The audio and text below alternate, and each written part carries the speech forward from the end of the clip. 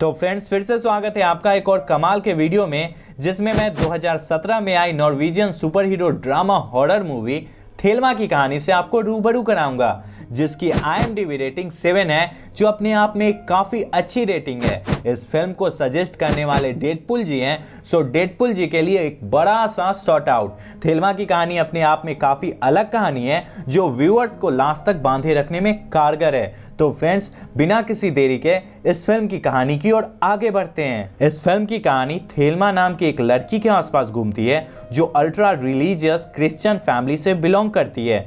Thelma अपने parents की एकलौती जिंदा बची हुई लड़की है, जो अभी पढ़ाई के लिए अकेली शहर में रह रही होती है। जहां तक बात की जाए थेल्मा के पेरेंट्स की, तो थेल्मा के फादर मिडिल क्लास बिजनेसमैन है, जो अपनी अपाहिज बीवी के साथ गांव में रहते हैं। थेल्मा पढ़ाई में काफ़ी अच्छी लड़की है, जिसके अभी तक कोई फ्रेंड नहीं है। फिल्म की शुरुआत होती है और हमें थेल्मा को लाइब्रेरी में दिखाया जाता है, जहां वह तन्मयता के साथ पढ़ाई कर रही होती है। अगले क्षण लाइब्रेरी में थेल्मा की बगल वाली चेयर पर अंजा नाम की एक लड़की आकर बैठकर पढ़ना शुरू करती है। यहाँ लाइब्रेरी में थेल्मा और अंजा लाइब्रेरी के अन्य सभी स्टूडेंट की तरह पढ़ाई कर रहे होते हैं कि तभी अचानक से थेल्मा का हाथ कांपने लगता है। पहले वह अपने कांपते हुए हाथ को दूसरे हाथ से रोकने की कोशिश करती है, लेकिन कुछ नहीं होता और अगले क्षण वह कांपती हुई लाइब्रेरी के फर्श पर गिर जाती है। थेल्मा को फर्श पर कांपते देख अंजा और बाकी के सभी स्टूडेंट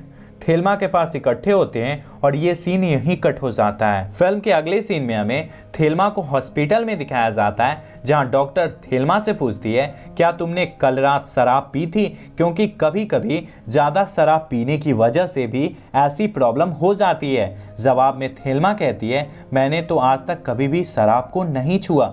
थेल्मा की बात सुनकर डॉक्टर कुछ देर बाद कहती है, तो परेशान मत हो तुम, मैं कुछ टेस्ट लिख रही हूँ, जिससे तुम्हें पता चल जाएगा आखिर तुम्हें क्या हुआ है। तुम सारी टेस्ट को करवा लेना। फिल्म के अगले सीन में हमें थेल्मा को स्विमिंग पूल में तैरते हुए दिखाया जाता है, जिसके पास अंजा आकर थेल्मा से उसकी तबीयत के बारे में पूछती है। यहाँ पर थेल्मा और अंजा में ढेर सारी बातें होती हैं, जिसके बाद ये दोनों दोस्त बन जाते हैं। आगे की कहानी में हमें अंजा को थेल्मा के साथ नाइट क्लब में दिखाया जाता है, जहां वह अंजा की ढेर सारी फ्रेंड्स से मिलती है और अंजा के साथ नाइट क्लब में डांस करती है और वहाँ एंजॉय करती है। यहाँ पर वह पहली बार लाइफ में ड्रिंकिंग और स्मोकिंग करती है। पार्टी में एंजॉय करने से थेल्मा की फीलिंग अंजा के लिए बढ़ जाती है और वह अंजा के साथ हर समय रहने की कोशिश करती है। फिल्म के अगले सीन में हमें थेल्मा को घर पर दिखाया जाता है, जहाँ वह घर पर अकेला महसूस करती हुई अंजा को याद करती है।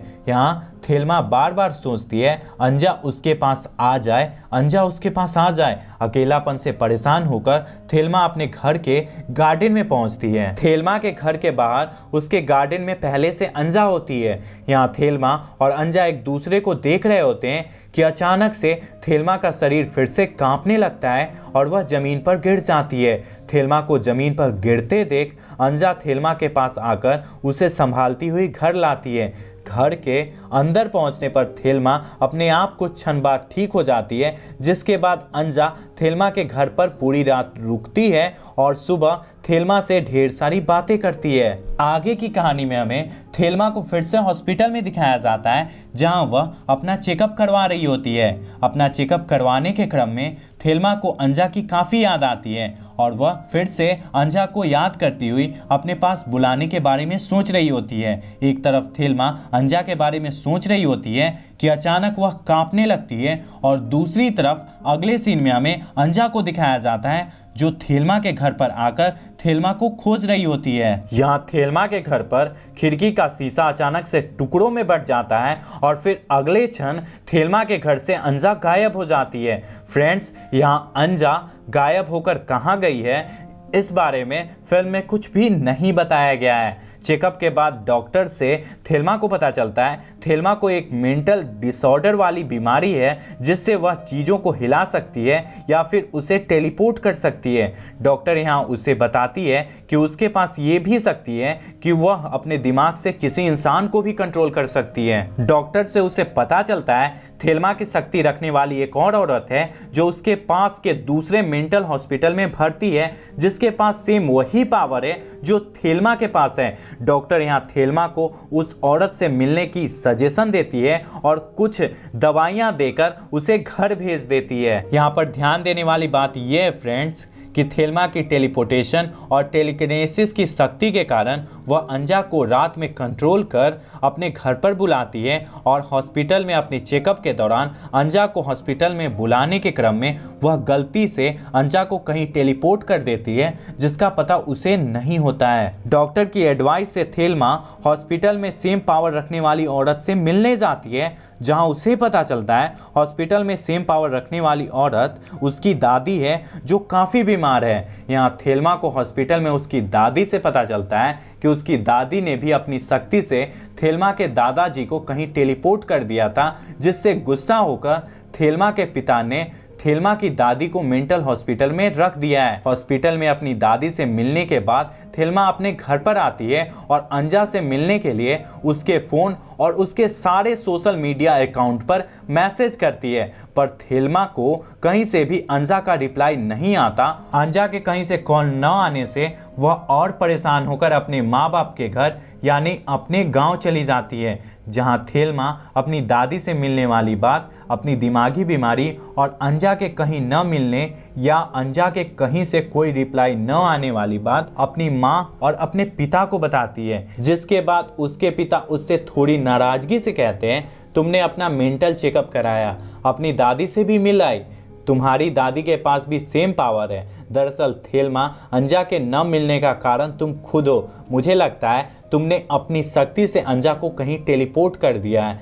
जैसा तुमने अपने भाई के साथ किया था। थेल्मा के पिता के इतना कहते ही फिल्म फ्लैशबैक में चली जाती है, जहां हमें दिखाया जाता है कि थेल्मा की माँ अच्छे से चल सकती है और उसने एक प्यारे से बच्चे को जन्म दिया है जिसे वह अपने गोद में लेकर दूध पिला रही है। यहाँ थेल्मा भी होती है जो अपनी माँ के पास जाकर अपने छोटे भाई को गोद में लेने की कोशिश करती है, पर थेल्मा की माँ उसे डांटकर वहां से भगा देती है। गोद में बच्चे के सो जाने के बाद थेल्मा की माँ बच्चे को पालने में रखकर कहीं चली जाती है, जहां वह बच्चा कुछ देर बाद रोने लगता है। अपने माँ के द्वारा थेल्मा को डांटने और उसके भाई को प्यार करने की वजह से थेल्मा को अपने नन्हे भाई और अपनी माँ पर गुस्सा आता है। यहाँ थेल्मा अपनी आंख बंद कर अपनी शक्ति से अपने रोते हुए भाई को शांत करने की कोशिश करती है, जिससे वह गलती से पास पड़े सोफे के अंदर यानी सोफे के नीचे टेलीपोर्ट हो जाता है। जब थेल्मा के माँ बाप को उसके भाई को सोफे के अंदर टेलीपोर्ट होने वाली बात पता चलती है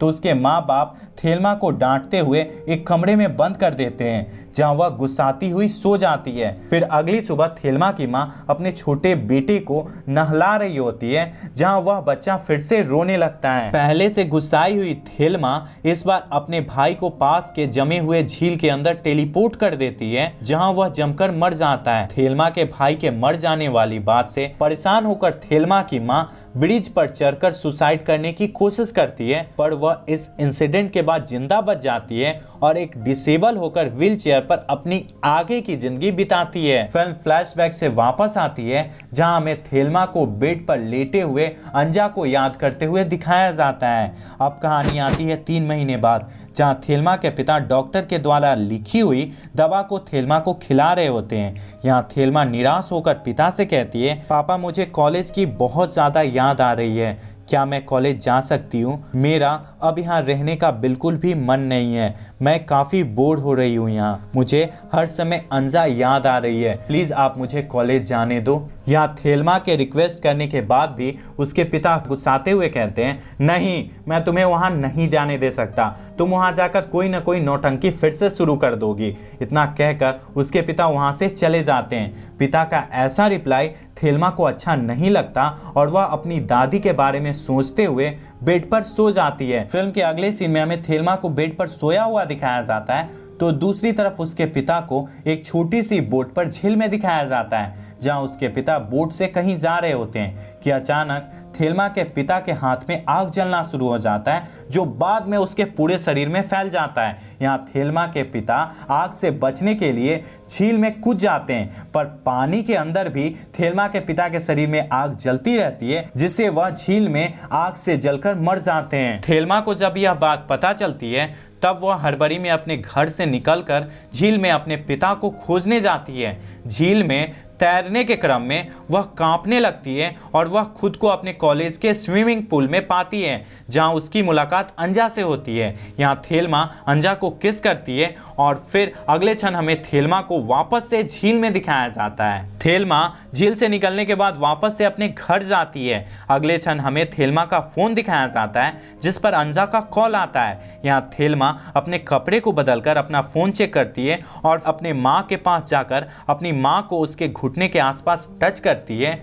फिर अपना सारा सामान लेकर शहर की ओर निकल जाती है। घर से निकलने के क्रम में उसकी माँ थेल्मा को रोकने की कोशिश करती है, जिसके बाद उसकी माँ को पता चलता है उसके पैर ठीक हो गए हैं। फिल्म के अगले सीन में हमें थेल्मा को कॉलेज में दिखाया जाता है, जहां वह अकेली खड़ी होती है। यहाँ थेल्मा इमेजिन करती है कि अंजा उसकी गर्दन पर आकर किस कर रही है और कुछ क्षण बाद अंजा आती है और थेल्मा की गर्दन पर किस करती है और यह फिल्म यहीं खत्म हो जाती है। दरअसल फ्रेंड्स, थेल्मा वो इंसान थी जिसके पास सुपर पावर थी और जब वह अपने सुपर पावर को यूज करती थी तब वह कांपने लगती थी। पिता के द्वारा कॉलेज में जाने से मना कर देने के बाद थेल्मा गुस्सा होती है और अपनी दादी को याद करती हुई अपने पिता के बारे में सोचती हुई सो जाती है और अपनी शक्ति पर कंट्रोल न होने की वजह से सोने के क्रम में थेल्मा का दिमाग अनजाने में अपनी शक्ति से उसके पिता को जलाकर मार देता है। जब यह बात थेल्मा को पता चलती है तब वह झील में अपने पिता को खोजने जाती है और अपने पिता के न मिलने पर वह अपनी शक्ति से अंजा और अपने पिता को वापस से सही करने की कोशिश करती है, जिससे अंजा तो वापस आ जाती है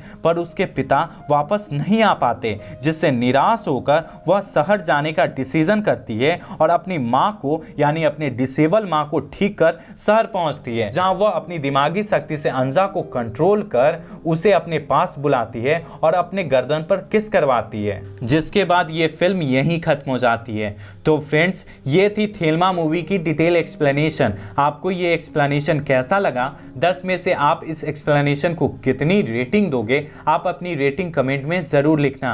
बाकी अगर आपको ये वीडियो पसंद आई है तो इस वीडियो को लाइक करना और हमारे चैनल देशी बुक से अपडेट रहने के लिए हमारे चैनल देशी बुक को ऑल बेल नोटिफिकेशन के साथ सब्सक्राइब करना। फिलहाल के लिए इसी तरह की वीडियो को देखने के लिए आप स्क्रीन पे आ रहे वीडियो पर क्लिक कर सकते हैं। तो फ्रेंड्स, वीडियो यहीं तक था। पूरा वीडियो देखने के लिए ढेर सारा धन्यवाद।